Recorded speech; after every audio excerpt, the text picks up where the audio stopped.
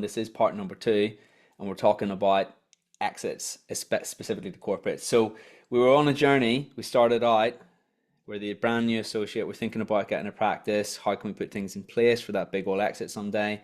Next avatar or persona we explored with people who already have practice. What can they do? Now we're thinking more towards the end, the very end of our careers, when we're thinking to ourselves, right, okay, now it's an option for me to go ahead and sell at the price that I'd envisaged. Not that I have to, but at least it's an option for that principle. What can we do, or how should we be thinking? And I guess the first thing to ask, Michael, is how does it look if somebody wants to keep going at that stage if they've already got 10 dental practices? Because there's a bit of a glass ceiling there when it comes to funding. Yeah, no, there absolutely is. And I think then you have to look at, again, it's some of that stuff talking about what do you envisage as what you want to do. But again, let's take a row. What can you do? What kind of exits can you kind of achieve at that stage? You've kind of got that kind of what people envisage is that full corporate kind of dental group transaction where kind of you sell up everything to a single person or a single group, you sell out 100%, you kind of deliver a plan there. Another one, a little bit intermediary, you do a partnership model with someone buys in a share of that group, and you can kind of deliver. That could be, there's a couple of dental corporates which kind of deliver that kind of model at the minute. Another alternative to that one is, again, you're not just delivering the kind of existing plan, but actually, what about if instead of someone with a private equity backed player coming into your business and they do that and they buy you start becoming part of their business? What if that private equity provider was coming into your group, right? You've got yourself some scale, you've got yourself a differentiated offering, you've got yourself actually a really attractive proposition. Is there a scenario where private equity backing for you looks like the right option? There's a lot of caveats to that, and it has to really be the right business, the right kind of person with the right drive and ambition to actually achieve some of that stuff. But that even potentially is another option. Again, fourth option, transition into just a full investor role from that perspective. Again, you have a management team. You get a management team in operating that dental group for you. You can sit back as a chairman type investor role. The business operates itself. You carve out a relatively nice kind of compounding income from that, just on a dividend basis or whatever you like, right? It's a very passive kind of business model. Again, people really need to think about what kind of owner they are. Are they kind of, I want to sit back, passive income over a longer time. I can just sit on this, get people in the business, the right kind of people to drive it forward for them. But again, more passive. Are you that really aggressive growth person that's like, I want to get back and I want to grow this to the moon, right? Again, or do you want to actually crystallize value, take the risk away from yourself? Because again, a lot of these people, they've owned their businesses for years at this point. They've taken on years of risk from that ownership. They've developed a lot of kind of equity value, goodwill is what a lot of people talk around in that practice. And do they want to take money off the table? And I think those are kind of four really good strategic options people can think about. Awesome. So just to recap, first option was private equity. Full corporate sale, or if you want to go to private equity for the first one. Yeah. Number two. So you got that full dental group transaction. You've got a partnership sales model. So a dental group would buy in at an agreed price now with an agreed price later for growth. That's like a part sale now, part sale later. You've got private equity backing. So they would come in, invest in you now with a share of the equity as well. Potentially economic control. There's a home. You could do episodes just alone on private equity modeling. But there's that element, but that's really predicated on you driving huge amounts of growth, big ambition, lots of energy, lots of excitement, but challenging it to deliver. Or you've got that passive transition to investor role, but bring a strong management team into that business to operate it for you. Right. So number four is not a exit in the sense that you're selling to somebody. You're just delegating to such a high level that you don't have to do anything. Precisely. So it's not an exit as a shareholder, but it might be an exit for you as an owner operator. Oh, okay. Fair enough. Which makes sense. And it can be done. It's just that there needs to be enough money on the table to get the right team, doesn't there? Exactly. And typically the way you would do that is you would incentivize people the very same way that private equity incentivizes some of that senior management team with what they call a sweet equity pot. So you would be giving up about 10 to 20% of the equity in your business to be held by that key management team, which are the ones driving that further growth of the business. Oh, we were exciting stuff. Okay, well, we could probably do a whole podcast on something like that in and of itself, or really kind of dissecting those different types of methods of exiting your business, so to speak. Let's talk about purely the private equity one for now. How viable is that? I'm just wondering, how often does that happen across the UK nationally every single year? Because you very rarely hear of it. How often does the private equity backing happen? Well, I mean, if you look at all of the dental groups, they're all private equity backed. Oh, sorry, I didn't ask that question the right way. What I mean is, how many people each year successively reach that point where they've got their own mini corporate of dental practices and they get private equity back and there's a deal on the table? I mean, I get that the big guys are already. What I mean is, new groups that private equity invest in every single year. Yeah, I mean, it's not many, I'm not going to lie. And the reason for that is the level of consolidation already in this space is quite high, and they're competing again. But what you need to understand as well is why is it like that? Well, private equity need people to back. They typically want a differentiated business model, a differentiated offering. What are you going to do that is different than what someone else is going to do, right? They need to look at what you can do, how you can deliver growth for them, and how they can kind of develop an exit strategy beyond that as well. I think you're probably talking realistically one entrant a year if you look back over the last 10 years plus. But that doesn't mean that there's only one deal being looked at every year, I think, when you look back at the history of it. So I think there's a lot of people looking at deals which they want to get done, but these things do take some time. You've got to have the right management team, the right financial structure, and the right plan in place to be able to execute it. And just out of curiosity, is it usually in around the 10 dental practice range that they would look at before they say yes to a decision like that? Or is there any rule of thumb on that front in terms of sites or locations? There is a few rules of thumb, but it really depends on which private equity, which you're backing, what is it they're doing. It really depends on the growth story and the journey which they're backing. I think there's a variety of different options, whether you're looking at kind of that 10 group kind of practice, whether you're looking at that 30 group kind of practice, again, both potentially viable. But even then, there's other ways of kind of skinning the cat, is say backing an existing management team which has done that kind of strategy before and is again then looking to replicate that kind of structure going forward. So even then, potentially they get backing to buy the first of a new group. But again, that would take a very specific management team to be able to deliver that plan. This is potentially a hard question to answer, something that just popped into my head, but I'm going to ask it anyway, just out of curiosity. In your experience, out of every 100 principals that get to that exit stage that we were talking about before, how many often just go down? And we are talking about guys and girls who are on the bigger side here, as in they got quite a few dental practices under their belt. How many often just want to just do this, wash their hands of it, and just sail off into the sunset and do a 100% equity deal to a big corporate, versus how many of them, well, very few, as we've already established, go down the private equity route, or how many of them would decide to continue but be in a less involved role or as a partnership? Or maybe, is it hard to say? Do you know the answers on that It's one? it's difficult to give you actual numbers behind, but I would say the vast majority, if not nearly all principals, probably when they get to that stage and they think about crystallizing, realizing value, they probably only really look at that. Let's just sell the whole business. Almost the other options are rarely considered, and I think that's because there's two elements. Maybe you don't know that there are viable options, right? There are a few of that. Maybe the partial sale would be in viewed at earlier. I think that passive investor strategic role, again, for some people, kind of that's a little bit more prestige. You can do it, but then as a financial investor, you would look and say, great, what is my return on how much this business is worth?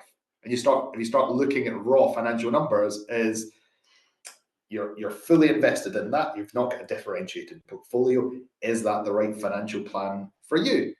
I think typically that will come with someone that's built up a very strong brand, they've got a strong image, and they love what they've created, right? That's the kind of person that wants to hold on to that asset and realize I'm getting enough money out of the door at the back end of the day, I'm happy with it, right? I think if you look from a cold financial number sense, chances are you're probably going to want the cash. And you know what? You actually gave me the answer that I was hoping for with that question, just to give me some idea, just to give me and the audience some sort of idea of how relatively frequently each path is selected. So the majority of them just go ahead and say, right, pull the trigger, let's go, I'm out, and sail off into the sunset, something along those lines. Cool. Brilliant. So let's put ourselves in that person's shoes. This is a really nice segue onto that. They've got to that stage, they're thinking about their exit. They've decided, I don't want to continue in the business. I don't want to be involved in any way. I just want my cash and I want to check out, so to speak. So they're going to go to the negotiating table potentially with a big group of practices. What do they need to know? What things do they need to have in place? How can they get the best deal? This is the real juicy stuff right here. Yeah, I mean, if you look at what you're selling, when you're selling it, how you're selling it, I think the place where you need to put your mindset in is not great. I'm going to sell now, because realistically, if you're running that business and thinking strategically about getting the best value for it, take that thought process and move it back a year, move it back 2 years. There's an element there you need to make sure, is the structuring of the company right from a tax perspective, that you're actually minimizing the tax cost that you're going to have as part of that deal and actually getting the best deal, whatever the shape of the deal comes, right? Second of all, you probably want to work with kind of a specialist in the dental sector. I mean, like myself, looking at that, it doesn't have to be me, but I think getting professional, proper advice is so important for people. Because actually, even though people, even really well-informed people that know their business, know what's going on, getting that external third-party view can actually give you a lot of insight into actually how can you leverage and generate a little bit more value in what that business looks like. And again, think about what drives that value that someone's actually going to be crystallizing on an exit then. And it comes back to that strategic planning, strategic thought about what they're selling. You've kind of got your earnings and the profitability of that practice, right?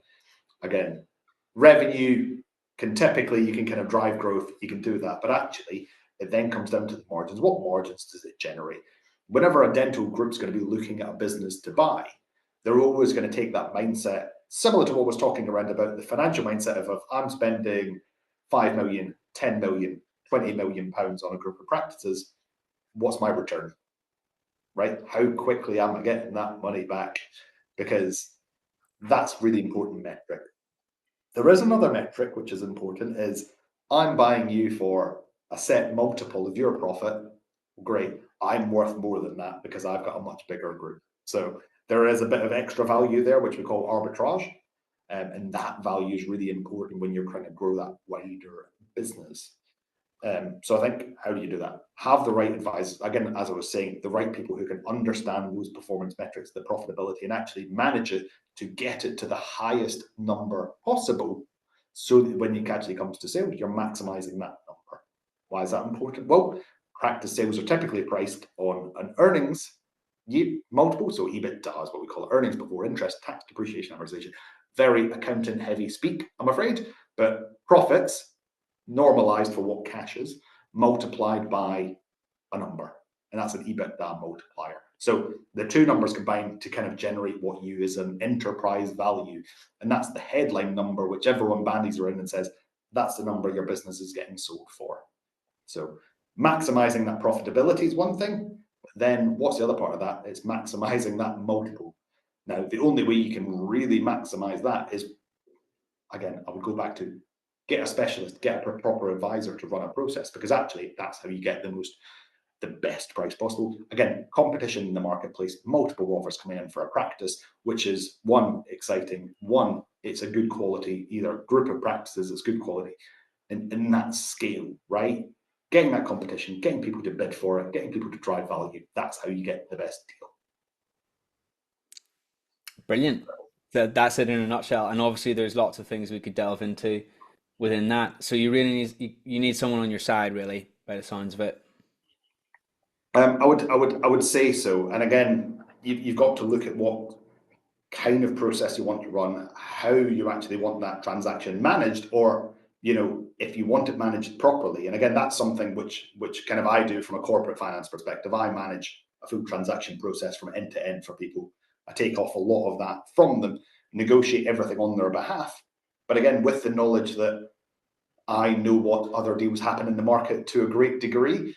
I've negotiated a lot of deals in the market to a great degree, and I have a lot of knowledge from legal agreements and what gets agreed in those. So it's taking all of that information and applying it to get an individual the right deal for their group or for their practices. Brilliant. And then what that means is they can add an extra however much onto that transaction deal. So it makes sense from that perspective. Okay, cool. So those are the things that, how can we say this, that the principal, the dentist who wants to exit the dental practice needs to know, or certainly some things that they can look out for. What are the corporates looking for? Let's go to the other side of the table. What makes a deal really juicy for them? I think what a dental group or dental corporate probably wants to look at is they want to look at that business, and there's a couple of things. One, how well invested is it?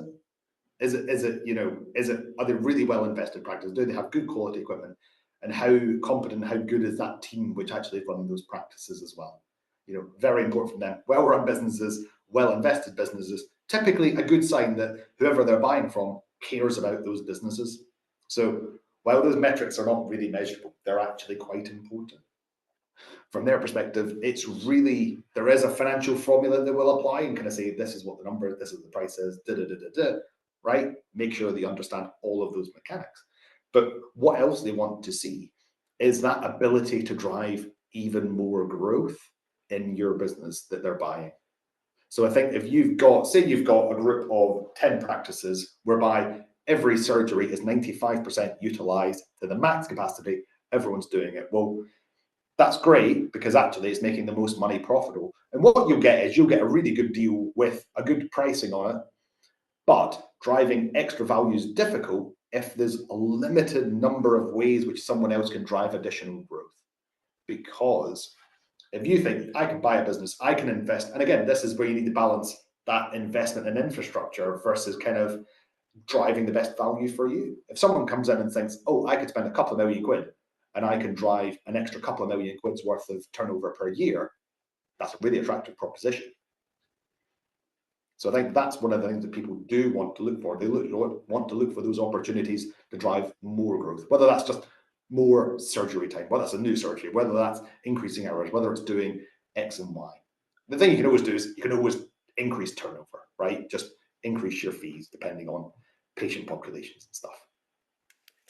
Yeah, it's an interesting one because there's kind of a catch-22 there, really, that I can see from the seller's perspective. So they want to obviously make the business as profitable as possible, but in doing so, they limit the scope to add more profitability to it, if I've understood Yeah, correctly. that's exactly right. But what you then find is that when you've invested in the business to got the profitability to its highest possible level, you'll get a really good quality deal, but you probably won't end up getting that kind of, I guess, opportunity value element that someone might pay a bit of strategic top end value for. So, but for instance, what you might get is I've sold my business for 10 million quid, right? Whereas I've sold my business for 9.5 million quid, and about 750 grand of that's that opportunity value. You're never going to get to the same number because by the fact you've maximized profitability, you're going to get the best deal because actually that's all the way to the top. But what you've had to spend to get there has probably been higher than the person that's spent on this side. Oh, that makes sense. Because I was like, I was trying to figure out what the balance is there or where the logic was and not just going all guns blazing and maxing out profitability. That's the cost. Yeah, it's the input cost of getting the business to the level where it is maxed out to delivering all of that. Again, to take it up to there, to nudge it on that extra million quid or whatever it would be, is you'd have to invest more money in the practices to be able to deliver it typically. And that's where you kind of see that little piece of optimization. Interesting. So really, by the sounds of it, you kind of want to find that sweet spot where you want to leave a little bit of money on the table in terms of profitability, only because chasing it is going to cost you this much. And what that would mean is that, well, it means that net overall, when you've accounted for all your expenses and the eventual practice sale, it's going to be less than what you would have had otherwise. But potentially, and again, that comes Potentially. into there's the risk element of investing the amount to drive the numbers up to there. Again, do you get the return quick enough to then make the business overall more value when you come to sell it? There's a timing element there as well. And obviously, listen, it's going to be really hard to call, isn't it? You know what I mean? And we're talking about slightly ethereal things here, aren't we? Do you know what I mean? And we wouldn't want anybody to make a snap decision off what we've just said. It's interesting to know that that's a thing. Yeah, no, absolutely. And I think if you put yourself in someone's shoes of if you're buying a practice and you've got a choice of two practices, one which has got 6 surgeries set up, right? Or one which has got 5 surgeries, space for surgery, but you can buy it for £500,000 less. Well, that's quite attractive because you're not spending the money on the extra surgery. You've saved yourself £500,000. You can invest a chunk of that into getting that surgery set up and then drive the growth naturally, organically yourself as well over time. But there's the other kicker. It takes time. It's not instantaneous. Whereas if you buy it, it's instantaneous. Amazing. Right. Well, I've learned something today. Hopefully, the audience has as well. Mike, anything we need to know whenever it comes to exits to the corporates from either the buyer side or the seller side? Any things that are good to be aware of? I think probably timing. I think probably thinking about how long a transaction process might take is probably quite an interesting step to think about. Um, it's not a case of you turn up and say, "Great, I want to sell my practice. Great, deal done." Right? We'll cross the line when we get to it. There is a bit of a time-consuming process to get the best value for it as well. I think again, talk to people a couple of years before, plan, strategize, think about the best way to drive that business performance. But then when you actually come to a transaction process, there's probably 4 stages of it. There's preparation, and I almost can't stress what I find in terms of the way I advise all my clients is that preparation stuff is ultimately where I spend huge amounts of time, but it's where I end up adding the most value on a deal. So while I spend a lot of time here, all of that sets you up when you get to the negotiating stage to get the best deal at that point. But you need to do the prep work. You need to understand everything first. So preparation, once you've done the prep, you've got a nice sales document, things can go out. You then have that marketing process, and that's going out to a range of dental groups and dental buyers who are available in the market, who have funding available. Again, picking the right one with the right funding available is also important because, again, depending on who it is, depends on how long that process is going to take. If someone that's buying your dental group or number of practices needs to go to a bank to get funding because they don't have any funding available, well, that's not going to be a quick process. That's going to take time. Again, you go to one that's already pre-approved with funding in place, that's going to be a much quicker process. So there's a few considerations about who the right buyer for you is on that timing piece as well. Once you've gone through that process, you've kind of got potentially indicative offers. There's then a round of negotiation to do. And what you want to do is you want to have the best out of all of those offers combined to give you the best possible suite of results. And that's where you get to. And then you select your buyer, you've got all the terms. And then what you need to do is make sure that those terms you've agreed actually get translated into a legal agreement. And there's 2 elements. That's one, where you want a lawyer to turn it into legal language, but 2, you still want a proper advisor to make sure you're actually being guided on the commercial points included in the legal document as well. Those are the four stages, and they are time consuming, but I think it varies from deal to deal. Deals can take God, they can take a long time. Let's just say I've had some that have taken over a year from that start of that process all the way through to the end. I've had some which have taken 5 months, right? And there's a whole variety in between. And that's from the start of prep all the way through to execution and completion. So preparation, marketing, negotiation, and execution. There we are. And I just was curious, whenever it comes to the stage where the money changes hands, and I know sometimes they have performance related targets and they have earnouts and everything along those lines. So I know that this, what I'm about to ask you, there's probably a whole host of ways that this could look. However, what I'm curious to know, is it ever just the case where they'll agree a fee of like 10 million and then you shake hands and one day 10 million appears in your bank account? I wish it would be that easy, honestly, James. I really wish it would be that easy. Typically no. And if that does happen, there will be one of two things which has either happened. One, someone's grossly underpaying for your business because they're happy to pay all of that money over day one. Or two, you have such a strategically attractive business, they are willing to pay you whatever you want to get it. Right? Those are the two scenarios where you're kind of going to get to that situation.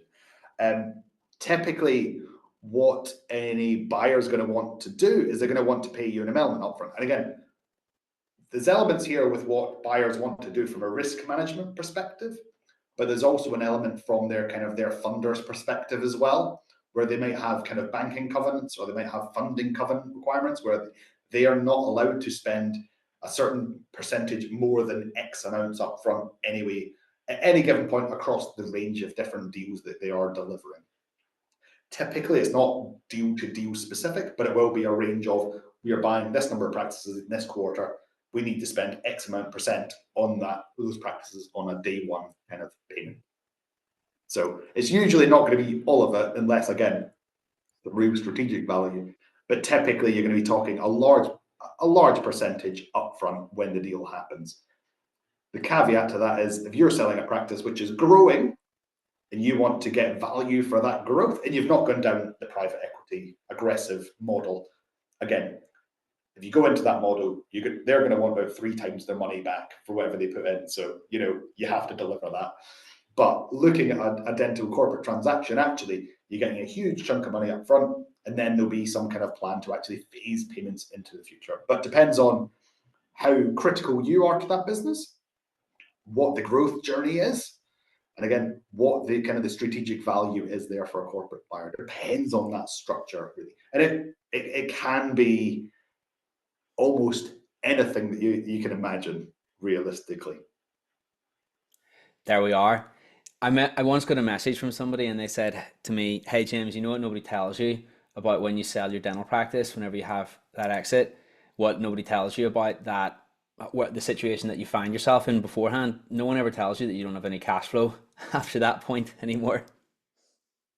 No, I thought to myself, well, yeah, you would just think that people would put, do the math, their own math on that one. But I guess what that particular chap was getting at was that he found it, even though he knew that that was going to occur, he found it strange, having got used to some money coming into the bank account every single month. He all of a sudden had this big chunk, but no river to sustain it, so to speak. I found that fascinating.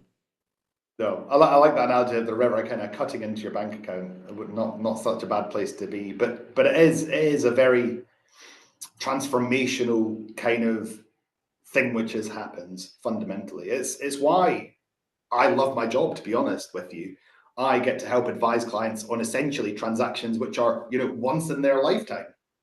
So from my perspective, that's an absolute joy to help advise on because I'm helping someone deliver something which for them is so transformationally important. They commit so much of their kind of their own input, their own time, and their own energy into making sure that happens. So helping someone deliver that is usually an absolute treat. Excellent. And you know what can be very useful in situations like that as well, when you do come to sell, no matter how much money is on the table, whether that's one practice or 50 practices, a really good financial planner who can be like, okay, right, you've got this much cash, this is how long you want it to last, this is how much you're spending, this is how much the markets can grow it by. Let's just crunch the numbers, figure out how to make this viable. That's a good thing to know because people don't even know that that's possible.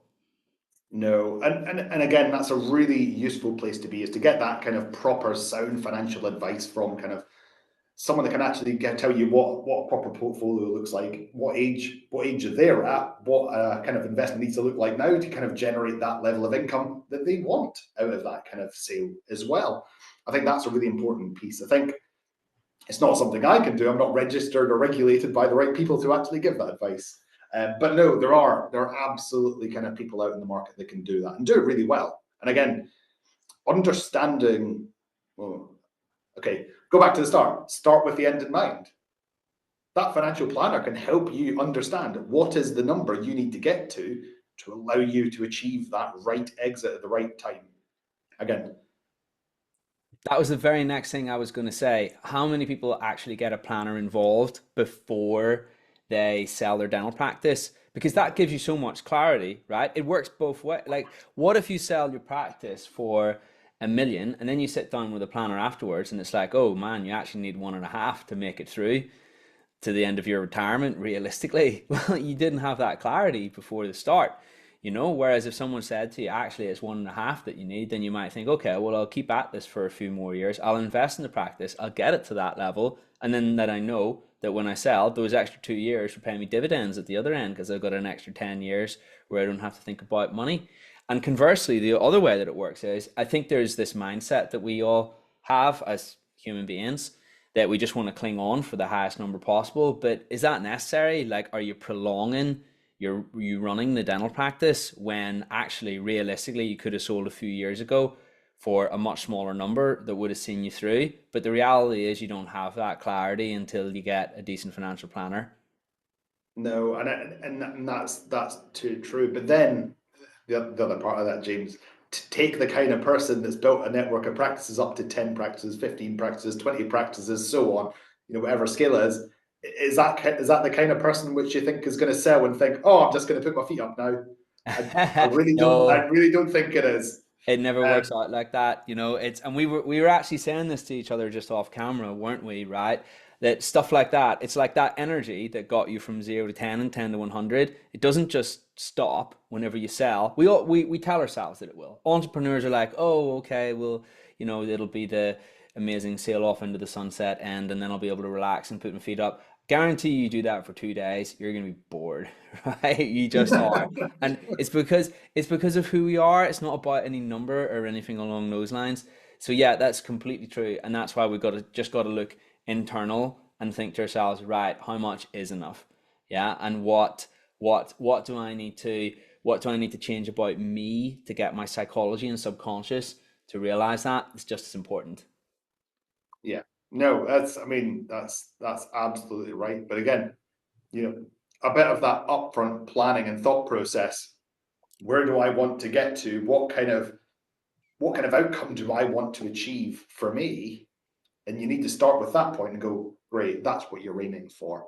The point of what you also find with people is, again, it's not just in dental transactions, in dental transactions across every sector, people always have a number, right? It's really funny because people always go, that's the number I want to achieve from this sale. That number is usually not based on anything except for, I like the number 5 million. I like the number 10 million. A It's little bit of like, this, right? Like lick the finger, yeah, put it in the air, right? you have to then almost re-engineer everything to kind of go, well, how on earth does that number make sense? And you have to look at, well, what's the business which helps a business sell for that kind of value? So you look at that, and again, you've got a financial planner telling you this is what you need to get. Talk to a good quality financial advisor, like an accountant, like a corporate finance advisor, whatever. And then say, well, what's the type of business you need to sell to generate that sales value, right? That's how you go down that chain. Great. And now I need to work in the profitability and the practice performance to actually get the business to that level where I can achieve that outcome. It's like dominoes suddenly falling over when you get to that. But then what you'll find is, great, I'm doing all the right steps. Something goes wrong, the business has come back. What do I do? The business maybe goes up. You're like, oh, I'm doing so well now, I don't want to sell. And it's never, ever going to be the right time to actually press the button on that. It's never going to be. But I think people tend to get to a point and go, do you know what? Let's just do it. But what you end up finding is no one ever gets to exactly that kind of financial position, aiming for that number and think, yes, I've done it, I'm going to get there. It's never ever happened like that. People are always kind of like, oh, I'm not quite doing where I wanted to be, or the business is absolutely soaring and they kind of don't want to sell at the time, but they think they've hit that kind of magic number. It's really interesting. There you go. And words like that are really worth listening to.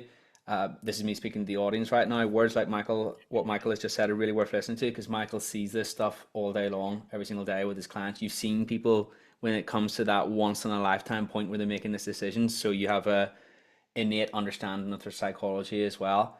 And that's why it's so useful to be able to talk about this stuff, because we can see into the future how we're going to feel in that moment. We have some episodes on the Dentist Who Invest podcast about financial planning and getting the right number whenever it comes to the exit for your dental practice as well, because as Michael says, it can be useful to know that and work back from there, so you've got a good idea in terms of time frame. So that's a really good thing to look out for as well.